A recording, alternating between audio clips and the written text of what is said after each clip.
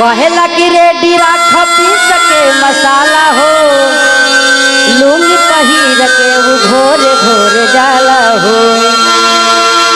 कहेला कि रेडी राख पीस के मसाला हो, लुंगी पहिर के वो घोरे घोरे जाला हो।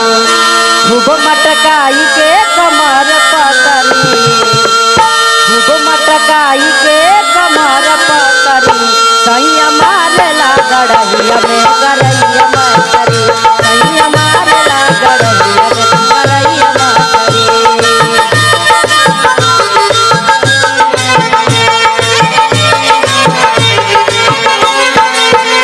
कहेला कि रेडी राख पीस के मसाला हो, लुंगी पहिर के वो घोरे घोरे जाला हो। कहेला कि रेडी राख पीस के मसाला हो, लुंगी पहिर के वो घोरे